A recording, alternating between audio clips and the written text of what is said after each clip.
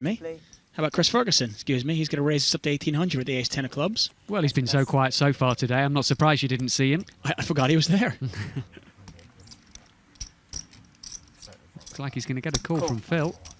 Now, Phil calling on the button. He has to know he's behind. Oh, he does. He's calling because he's got position. He's got half a hand. I mean, does he just think that he can outplay Chris Ferguson? He thinks that if there's nothing on the board for Chris, he's likely to be able to take it away from him. Cool. Well, Feldman's going to call as well. 3 players. And when you get an early position raise from somebody like Chris Ferguson, pocket 6 is there. It's the exact hand you want, right? Exactly. 7 queen. Not now, but 5 hours. Well, no extra pairs for anyone, but there are 2 clubs for Chris. I mean, I'm not terrible. Yeah, nothing there for Ivy, but it's not a bad flop for Andrew Feldman either. He flops 2 pair. Yeah, only really a queen he's likely to be worried about here.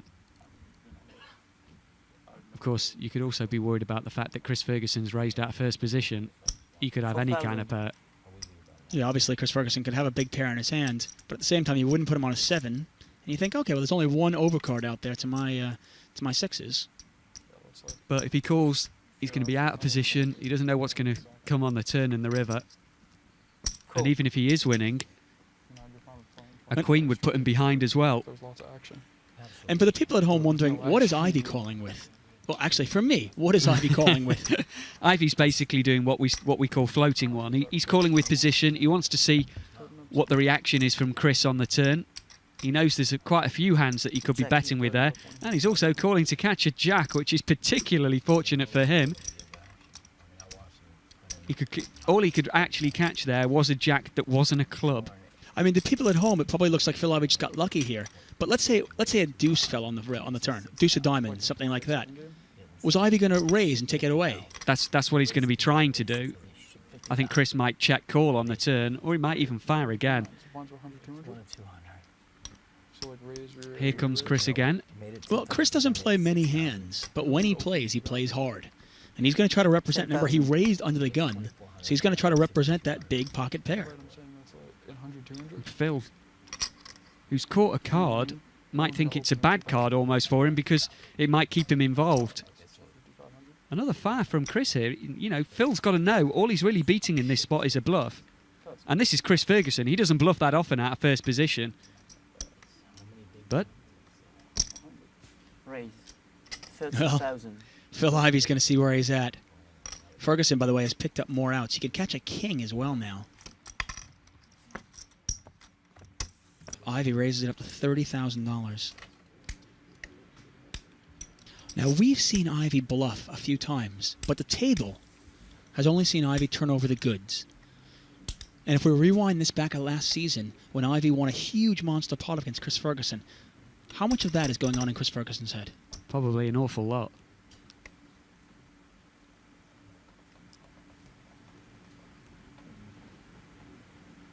Ferguson always deliberate about every decision he makes at the poker table, obviously thinking this one through. If he calls 20,000 here, what happens on the river? Andrew Feldman watching on. Now, pot is 55,100. Action on Chris Ferguson. I think he could do anything of all three plays in this spot.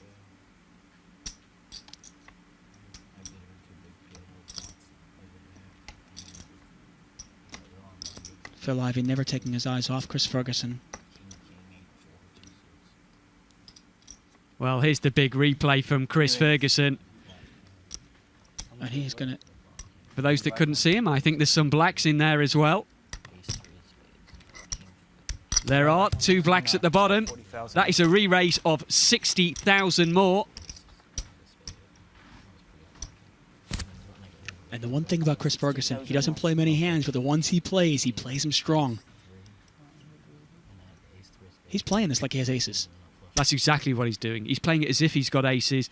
He's trying to maneuver Phil off a queen. As it happens, he's trying to maneuver Phil off a jack, but he thinks Phil's probably got a queen in this spot. I think it would be an inspirational call if Phil can make this one. I can't see how we can think his jack's good. I mean, we've seen Ivy make great calls against Dwan, against Antonius, but can he do this against Ferguson? I think he'd have to push. I don't think he can make a call. Pass. He lays it down. And look at that. Wow, Phil gets out the way, and Chris plays that one some real heart. Fantastic play by Chris. And that puts him up over 80,000. Couple of fantastic removes by Chris Ferguson. Button in front of our big chip leader right now. Well, actually, shouldn't the chip leader, but our big winner, Chris Ferguson. Action on Mattisau the mouth. He's been remarkably quiet with his chips so far today. Maybe not as quiet as, say, Andrew Feldman, but...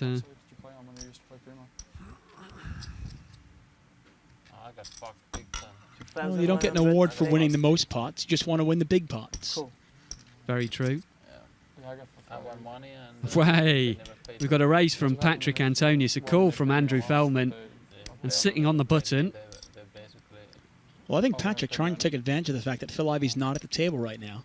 Trying to kind of be the table captain, but it's not going to work in this case. Andrew Feldman calls, and here's the re-raise from Chris Ferguson. Doesn't look like a very big re-raise. 9,000 total. That might be enough. 9,000 total. Pass. The whole theory, talk softly, carry a big stick. Chris Ferguson does that. I don't think he hasn't said a word today. Cool. Well, Patrick Antonius has decided to call. Calling a re-raise from Chris Ferguson. Treading dangerous ground. Well, both players are fairly deep. Antonius started this pot with 317,000 chips. Ferguson with 187,000 chips. what kind of allocation? I'd say $317,000 is pretty deep. Yeah, exactly. Both players are deep, so maybe Antonius feels like he can win a big pot off Ferguson. Feldman, though, just over 100,000. I'm not sure if he's deep enough to call this, and he decides not to. He's going to throw this away, and we're going to see it heads up between Antonius and Ferguson. I'm not sure if they were too high. Here comes the flop. King 7-4.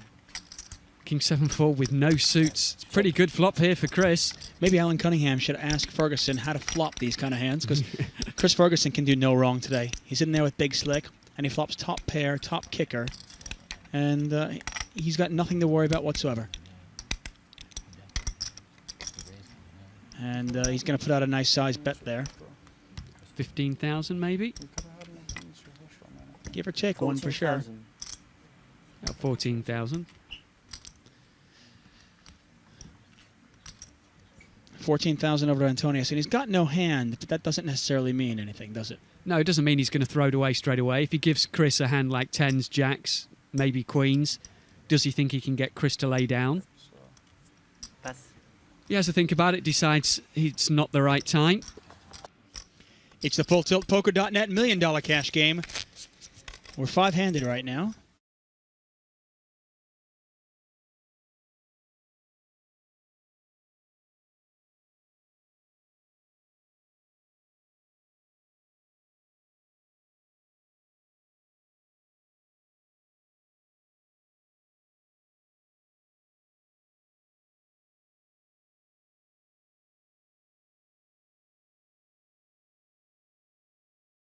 Money on Tom Dwan. Loves this kind of a situation. Short-handed, no-limit hold'em. Good stakes. I think Andrew Feldman's got quite a lot of experience playing short-handed hold'em as well. Online, though. Yeah, Feldman. Well, he's got King-Jack offsuit. He's first to act, but remember, once again, we're five-handed. Exactly. He's had to lower his kind of hand values. And King-Jack suddenly looks like quite a decent hand five-handed. Well, he's raised it up. Ferguson gets out of the way.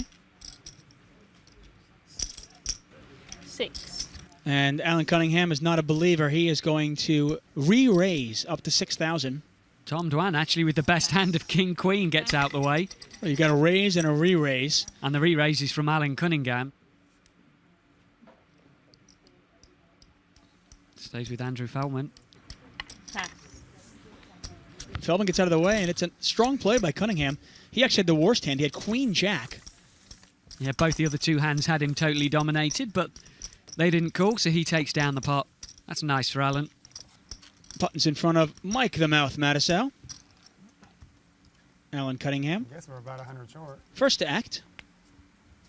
Who didn't put No, in? I guess not. If we just We're just five-handed. we're just in the wrong place. Okay. Still a spare seat in seat 8. Ready for a new arrival at some point. 21.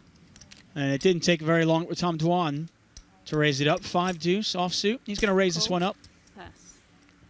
Mattisau is going to call on the button with the weak ace. Chris Ferguson in the big blind with king 4. He says no thank you. Got heads up here. Dwan, Mattisau. Mattisau with the best hand, but Tom Dwan with the 7-3 impetus fold. right now. And a little bit for both players here. Yeah, this could get really, really interesting. Tom Dwan with the open-ended straight draw. And Mike Mattisau with top pair. Mattisau also has the ace of diamonds. I'll tell you, the gin card is the ace. If an ace comes off, that's going to be the money card. It certainly is. We'll give Mike Mattisau aces and 36. sevens and a straight for Tom Dwan. 46. Looks like a re-raise 12. to 12,000. Mattisau going to raise this up. He's got top pair, but his hand is vulnerable to any overpair. Yeah, it's going to be interesting to see how Tom decides to play this. Pot is now 21,300.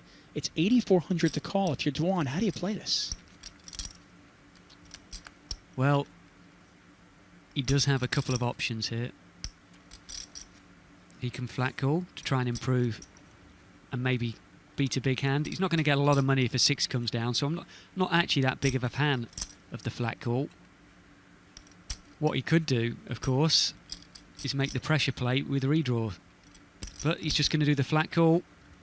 Call. He's going to call and see what happens here. Pot is now 29,700. I was going to say, King. if you're Dwan, what do you think Mattisau has? Well, he might think that his deuce is now a live flush draw. But it's not, though, because Mattisau has the ace of diamonds. Very interesting turn card. The king of diamonds changes some stuff now. Dwan needs an ace or a 6, but the 6 of diamonds is no good.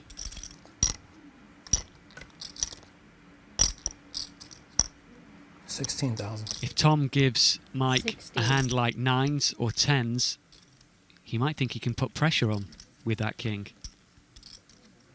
And they've got enough chips in front of them that Tom might make a big replay here. Yeah, Mattisau bet 16,000 into 29.7. Just to refresh, Mattisau started this pot with 138,000. Dwan, 160,000.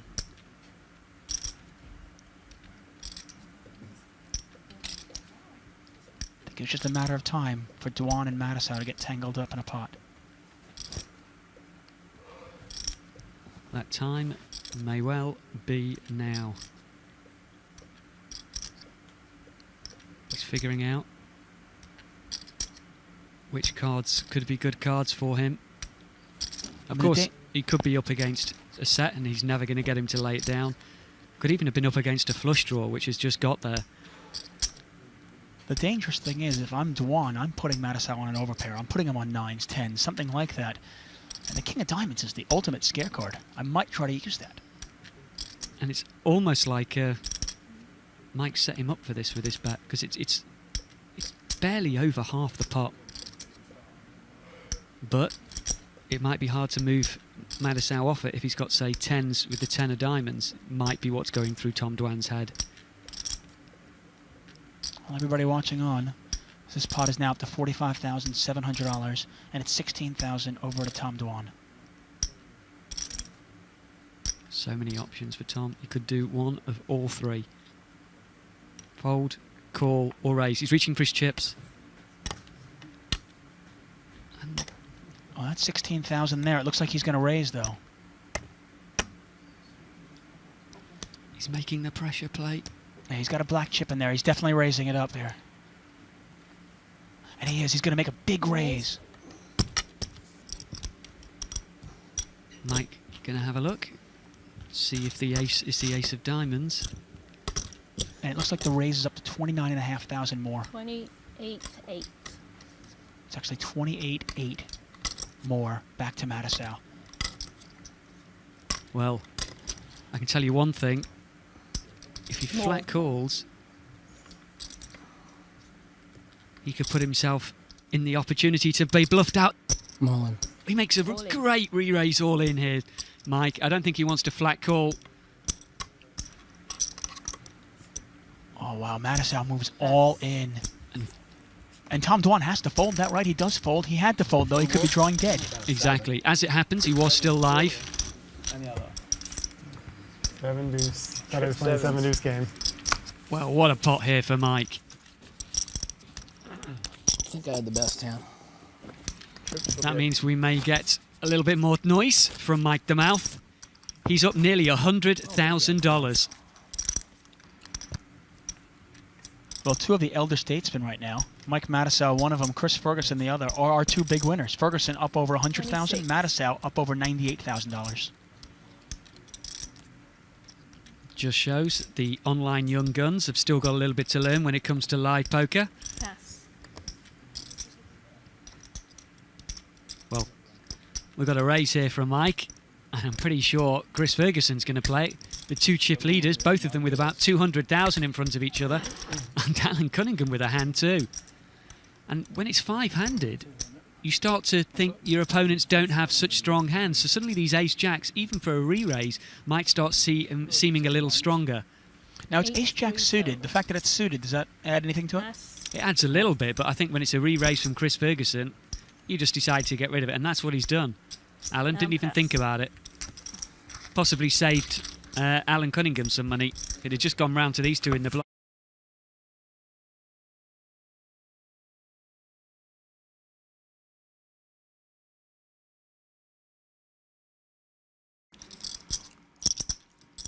When you play with him, and him, timid, you got no shot. I think Mike Mattisau is happy that Patrick Antonius and Phil Ivey have taken a little bit of a break. How about pocket eights for Tom Dwan? Now this time Mattisau decides not to call with the ace-6. Well, he doesn't have the button anymore. Andrew Feldman. Pass. Well, still waiting for the cards. How many chips? How many chips do you have? About. Oh, you got 75 up there. So 100 or something. 88, roughly 90 to start the hand, something like that. Tom Dwan's got about 100,000 chips. Actually, 90,300 to be exact. Chris Ferguson wants to get a count. Chris Ferguson, by the way, the chip leader at the table with 205,000 Oh. chips. He's going to call from the blind, and we're going to see this heads up. Chris Ferguson versus Tom Dwan. King Queen for Chris. 10-3-9. 2 overcards for the 8s. Now, Tom Dwan is ahead right now on that flop, but Chris Ferguson's got a lot of Check. outs. Yeah, jacks, queens and kings all good for Chris. Check. Yeah. Goes check, check. Bit of pot control here from Tom. King. Well, he might regret it. I'm not sure if Chris Ferguson was going to go anywhere anyway with the overcards and the gut shot straight draw. So the Chris- pot control could well have saved him. Chris Ferguson now with top pair. He also has the bigger spade in his hand, the 3 spades out there. Tom Dwan drawing very light. He does have the 8 of spades. Might keep him involved. I don't think I opened one hand that I Call. And it does. Well, 11,000 in the pot. 6. 6 on the end. Yeah, the 6 of diamond Hello, doesn't really Gussie. change anything. Seat open. Pretty good card for Chris. And this is the question now, if you're Chris Ferguson, do you bet out as a nice value bet? Or with your image, can you get paid more? Can you get more value out of checking and letting your opponent bluff? Well, if he... 7. It really depends on what he gives Tom Dwan. If Tom's calling with the ace of spades, he might feel he can still check the end. He doesn't even have to make a steal bet. I think he's done right. I think he has to bet it. Well, he's bet 7,000 into an $11,000 pot. Tom Dwan has to decide.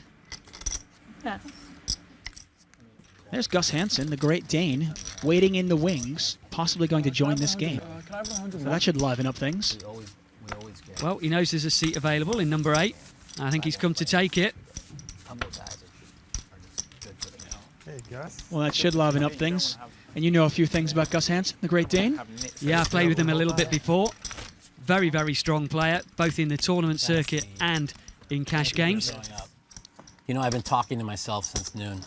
Our tournament director, Barry Mundy, here, just giving him the chips. I think he's likely to be starting off with the 100,000.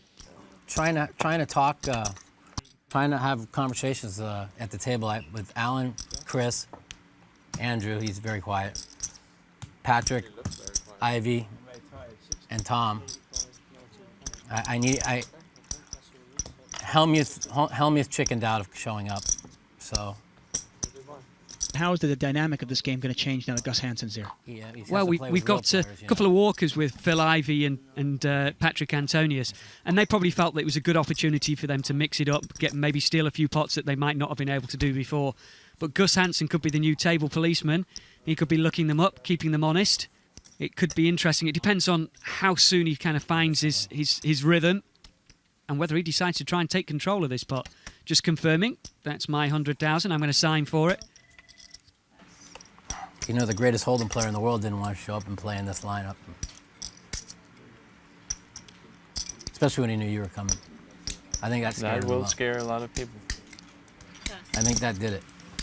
I told him you were coming too. That might have been the That's the finish. last round? Oh, it's a Okay, nice so I job. fold. Pass. So we have a live straddle. from Gus Tom Hansen, Dwan. yeah, Gus Hansen in the big blind here. Tom Dwan has live straddled. 36 total. So Gus decides to put the pressure onto Tom Dwan. That's a pretty good hand for the live straddle. Good morning, Dur.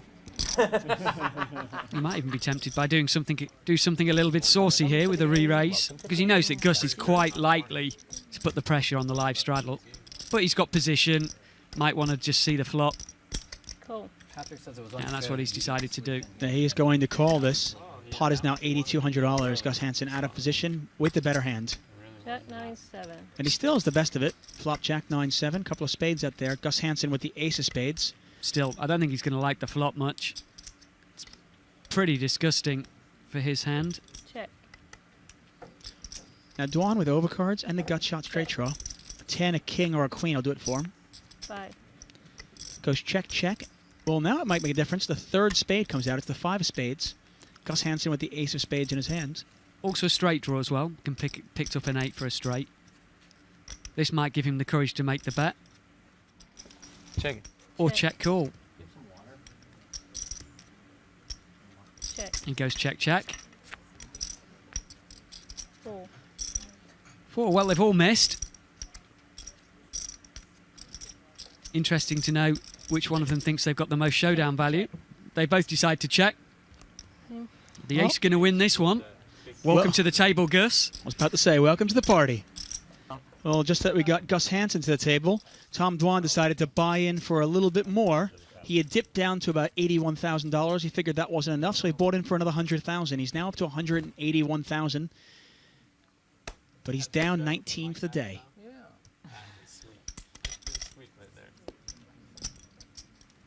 38. Well, we had another live straddle of 1,200. This time from Mike Madisau. And that's made Andrew Feldman make a larger raise. And it's Alan Cunningham with a big hand on the button. Cool. Just flat calling now with the ace-queen, 6-handed. This is interesting. This pot is getting big already. Feldman raised up to 4,000. Cunningham calls on the button with the ace-queen. Pass. Oh, wow. And Tom Dwan. Now, this is a perfect spot for a squeeze play, isn't it? Yeah, looks like it could be a squeeze play if he does decide to re-raise. Mike Madisau with another ace behind him. Now, Tom Dwan out of position with the ace-king. How do you want to play this? You've got a raise and a call. He's also just bought in, so he's sitting very deep. The other players in the pot, 10-7, only Madisau really has got any more than him. He'd probably be quite pleased to get it heads up against one of them with as much of the money in there before the flop as possible. He's got them all dominated. Feldman with a king, a weaker king, and Madisau and Cunningham with weaker aces. The flop's likely to come out all He wouldn't have rags. been in a coin flip, but Well, there you go. everybody's There's paid the him 100. percentages. Tom I Dwan, even threw him 100. almost a 40% favourite to win the pot, He made money, that's which four-handed is pretty good. 47 total. Well, one thing for sure, Tom Dwan not afraid to put the chips in the pot. This looks like a squeeze play. He's Yeah, and probably that's- hoping his opponents think it's a squeeze play. He's re-raised up to 47,000. It's a huge overbet. I think that's why he's done it. It's he doesn't want to be out of position with this kind of hand when the flop comes down if he doesn't connect. The big question here is, what does Alan Cunningham do? It looks like a squeeze play.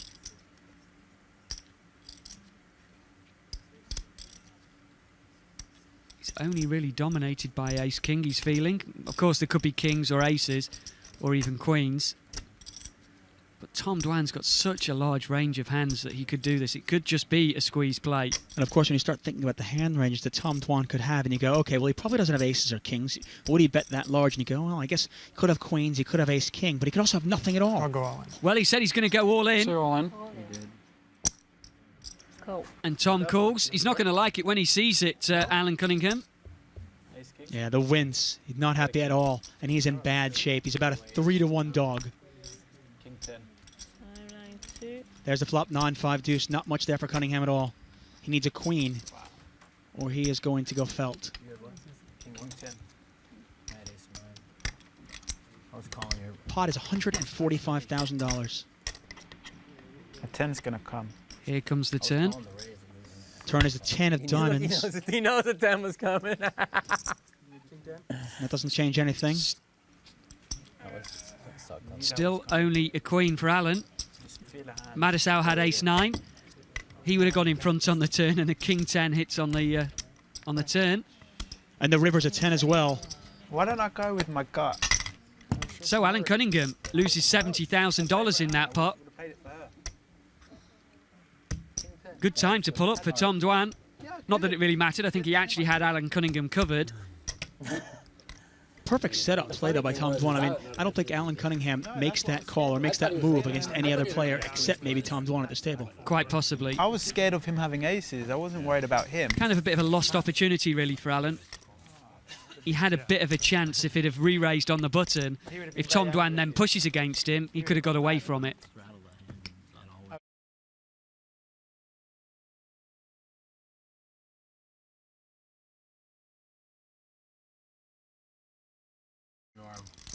It's more fun that way, you know?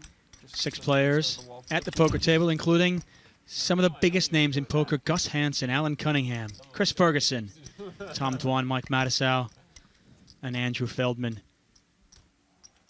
Alan Cunningham now down $100,000. He has rebought for another $100,000. We're on camera. He's probably coming here tonight. Ferguson not going to play. Alan Cunningham in there with the ace, jack of hearts, and he is going to play. Makes it 2,000. Pass. Now, he just lost a big pot, and a lot of players might think, okay, just have to lose a big pot, maybe you're tilting. I doubt Alan Cunningham does tilt. Well, Tom Dwan with ace-king against him again. It's the very next hand. Can't imagine Mike's going to be involved for these fireworks. No, Mike is as good as out as this one. Tom Dwan, though, is going to re-raise it. 7-7. Madisau does fold, and it's back to Cunningham, and he's got to wonder, is this guy just picking on me now, or does he have it again? I mean, it couldn't have worked out any better for Tom Dwan. No, exactly. Cool. Well, he calls. Not going to want to see an ace, not unless it includes a jack on the board. Here comes the flop. 6-6-6. It's a devil's hand. 6-6-6 on the board. Changes nothing, apart from a 6 becomes a split pot, as does an ace. Pot is 16,700. Something very, very spooky about that flop.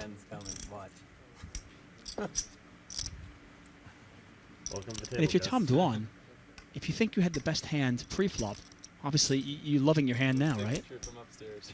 It's true, but if you're up against a pocket pair, you've got less chances to improve. 8-6. The bet is 8,600.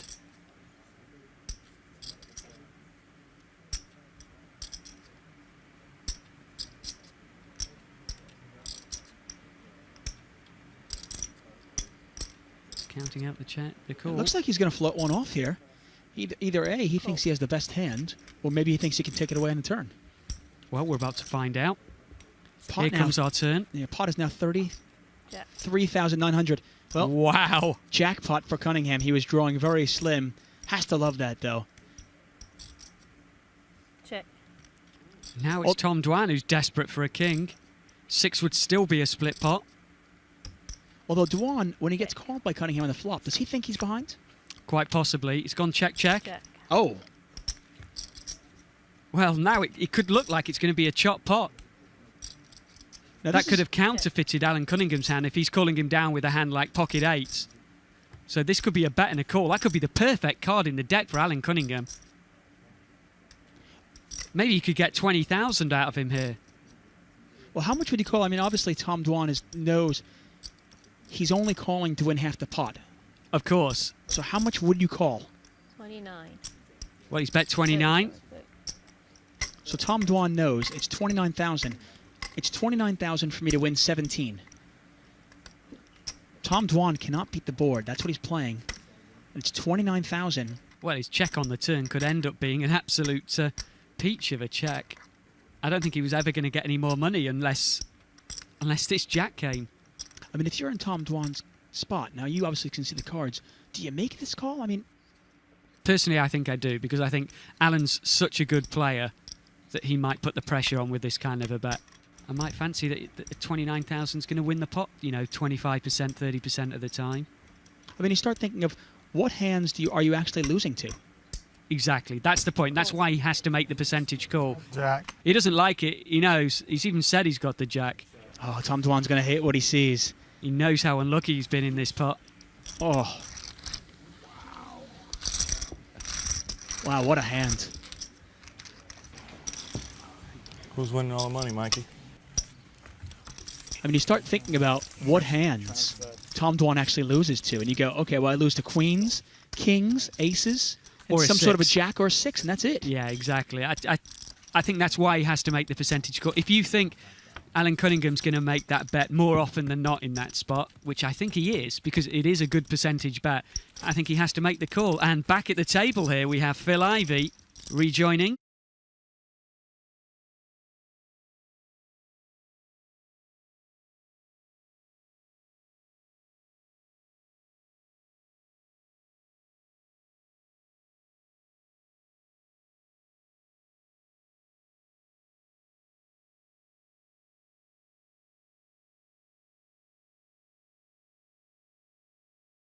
On as the dealer doles out the cards. Button in front of Phil Ivey. Phil Ivey, by the way, has bought in for another $100,000. Wants to make sure that he has the table covered. He's got $221,000 in front of him, and he does indeed have the table covered. Patrick Antonius, by the way, sitting out, has over $300,000.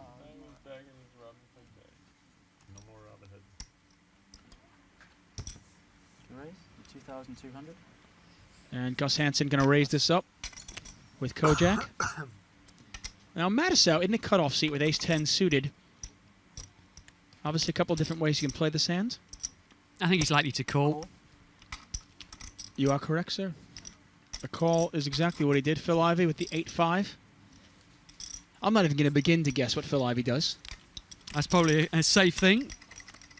Well, Phil Ivey decides to fold. Andrew Feldman folds. Chris Ferguson. Going to get out of the way. He tosses his cards in the muck. Gus with the impetus. Mike with the better hand and the position. These two to the flop. Pot is 6,000, and here's the flop. 8, 10, 7, all spades out there. Neither player with a spade. But top pair for Mike Mattisau. Well, Alan's raised twice. Sorry, Gus Hansen's raised twice. And both times it's come down with 3 of a suit. And both times he hasn't had the suit necessary to carry on. He checks and folds. Yeah, Gus playing aggressively pre-flop, but slowing down post-flop. What happened to the old Gus that always fires?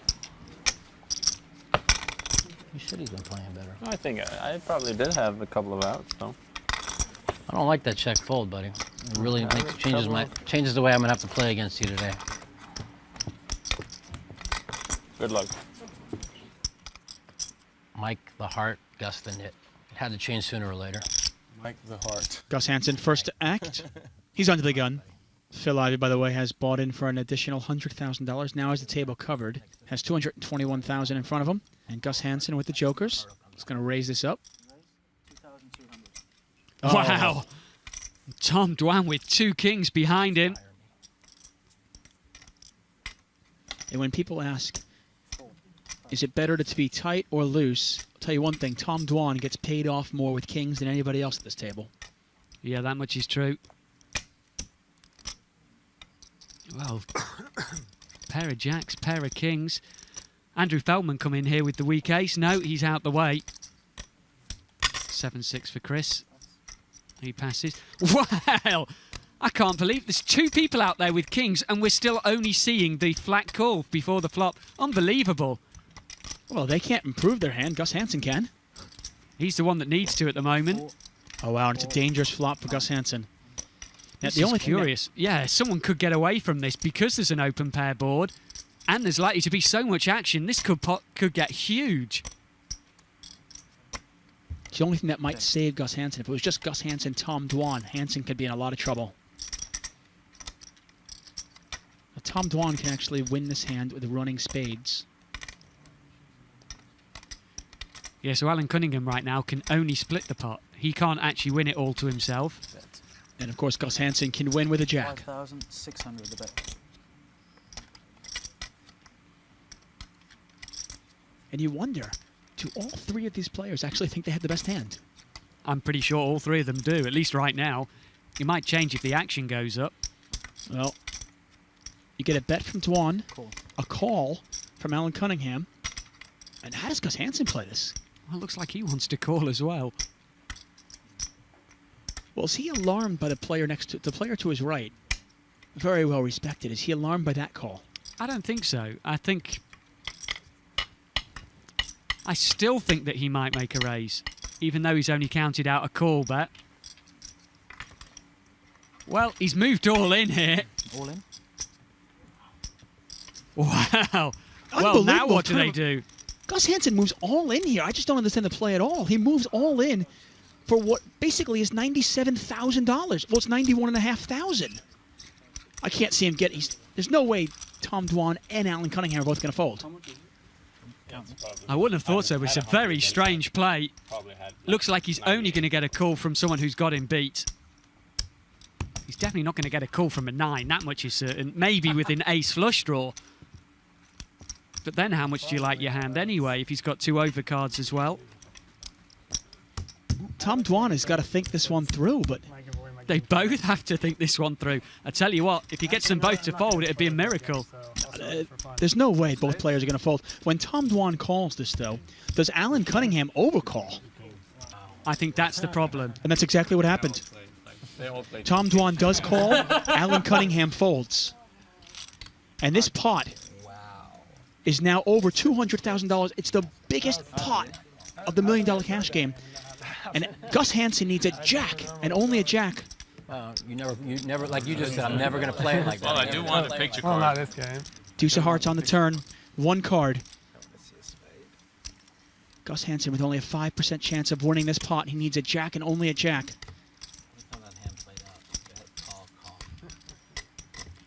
It was a picture card. And the Great Dane goes up in flames. Queen of Hearts on the river, and Tom Dwan wins $207,000.